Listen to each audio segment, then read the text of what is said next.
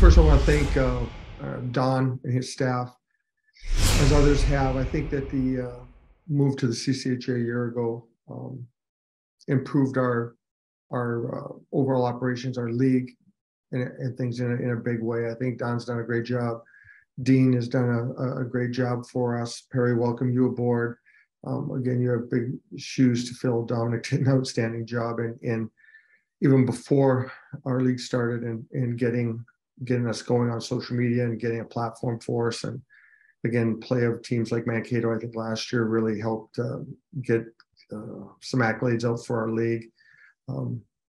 I also thought that our officiating got tremendously better. Our crew, our overall, appearance, our overall approach to it got a lot better. Communication, I thought, got a lot better. So I think Kevin Langseth did a great job, and I look forward to this entire operation moving forward and into the future.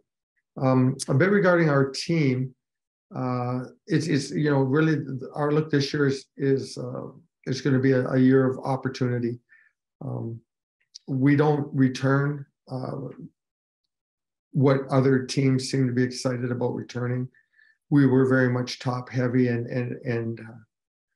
in performance, I guess is the best way to put it. We were led in a big way by a very good class that in a 2-day period, when teams talk about having fifth-year players returning that make those impacts for them, in a 2-day period, we had 4 or 5 players sign, pivotal players, critical players at every position, got great contracts, and we went from returning the most potentially goals in the league to the fewest goals in the league. And I think as several coaches have said already, Tom Serratori, I think, laid it out best, is there's a differential there where you have to be, you have to lie within a range. Part of it is goal scoring and offense, and a lot of ours, the majority of ours is gone with Bliss Hallen and Peritino, Sawyer, and the like. So unknown on defense, we returned 2 defensemen that played really any amount of minutes last year in Chris Leip and Brett Thorne. They'll be coming on to log significant minutes with us this year. And really our outside of that, the strength of our team, I think, is obviously going to be goaltending. I think Blake Pale has proven himself at this level to be an elite Division I college goaltender. We bring in a freshman from Finland, Max Vernon, who's shown in the few times we've been able to see him to be a exceptional goaltender as well. So we'll have good depth at that position. We'll have a good freshman in here behind a senior that can learn and adapt and grow, and hopefully set us up for a good place in the future. And up front, again, I go back to, there's a lot of opportunity because there's a significant amount of players who felt that that the upperclassmen last year got a lot of opportunity, that with that given opportunity at ice time, it'll be their time to shine and their time to perform. And we're certainly looking forward to and hoping that happens with a lot of individuals, that they step in and there's a reason why the Blissers and those guys earned those minutes and put up those points and got us to where we were. And now that opportunity is there for others to show what they have and to promote themselves for their futures as well. So I agree with the other coaches. I don't think the polls, I think there are a lot of reputation polls. I do think Ferris is going to be a much better team. I obviously think Lake Superior is going to be an extremely good team.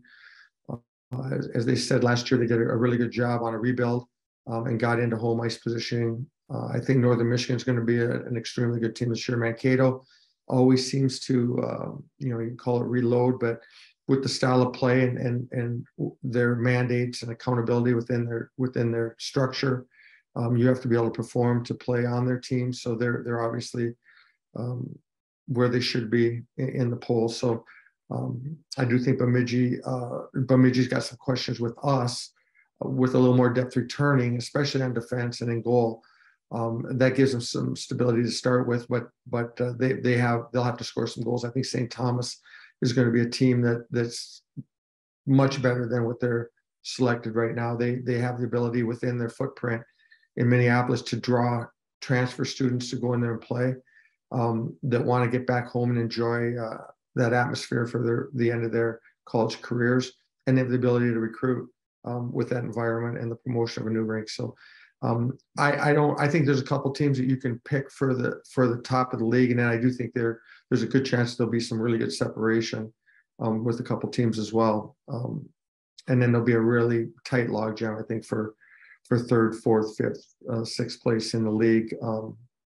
And it should be a highly competitive league. So we're looking forward to the opportunity to grow. I think Coach Daniel said it early that games at the beginning will give us a much better feel for how we're going to be, where it's going to come from. And so I think that'll be something that we're really counting on. We do have a couple of exhibition games early, and then we have the development program in there. So 3 of our first 4 are really games where we can play bodies and see what we have. So we're looking forward to that. I think as far as the newcomers on our team, we have one that I believe is legit, even better than I thought he was. Kyle Kukinen's I think he's the real deal. Extremely good player. Any questions, any thoughts that I had that would inhibit his immediate progress, where I thought that he might need time to acclimate, I don't see that nearly going. I think right away he's going to be an impact player for us, and will be for as long as he's wearing a Tech jersey. So with that, I'll open it up to any questions that anybody may have. A question from Tim. Hey, Coach, it's Tim Rapley from Flow Hockey. Quick question on the Finnish recruiting pipeline. In a time of need, you get guys that are from Finland. Can you reveal your recruiting sources over there, and how'd you pull that off? We just went after. We've been trying to get a Finn for a few years. We have a tremendously high Finnish population here, first generation, second generation, and on. Within our community, so it's a no-brainer. It's just a matter of getting them. One, Casper won't be able to play this year. He came in. We have a couple players that came in unable to play. They'll be out for, I guess, the entire season. And so we have a goaltender, and then we have Topia defenseman who'll do I think he'll take some growth, but I think he's going to be a pretty good player in this league. Probably somewhat in the, I would liken him to a Rosen from Bemidji, although he has to prove himself to be in that caliber, but he's that type of a player, more of a medium-sized defenseman that has pretty good vision. And I think he has to acclimate to a lot of things. He has to acclimate to the language, and he'll have to, obviously acclimate to the game. But I think that the transition and the amount of ice time he'll get will help that acclimation. So it's just a no-brainer for us. The closest we got was Sweden. We have a couple from Sweden, and then we were able to bang in and get a few out of Finland. Thanks for the question, Tim. Coach, how does Blake Petola affect what you're able to do at both ends of the ice, and what confidence does he exude in the team? Well, I mean, he's the guy that's going to be pivotal in giving us a chance, and he'll determine the amount of minutes that other guys get. If we're in a game, our roster, the way we play, our lineup will be a lot different than if we're down by a couple goals, 2-3 goals.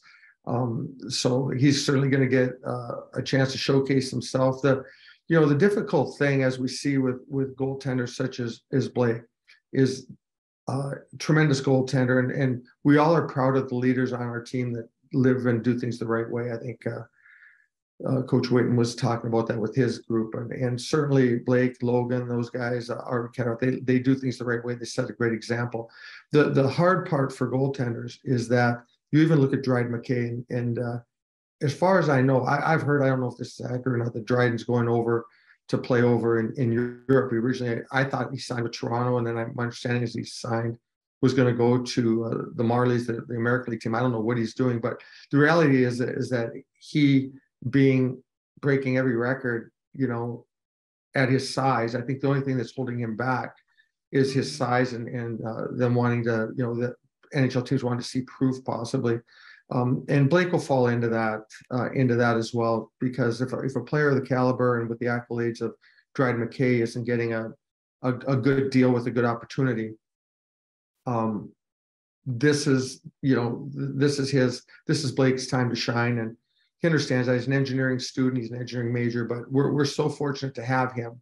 I do think he has the ability to to be extremely good goaltender, and he'll prove that out if he chooses to go that route and play professional hockey. But he'll have to do it in a way as some other goaltenders have done it, which is prove themselves, prove that they can win, prove that they can carry a team, and then move up a level, and then do it again, and then have a chance to move up a level.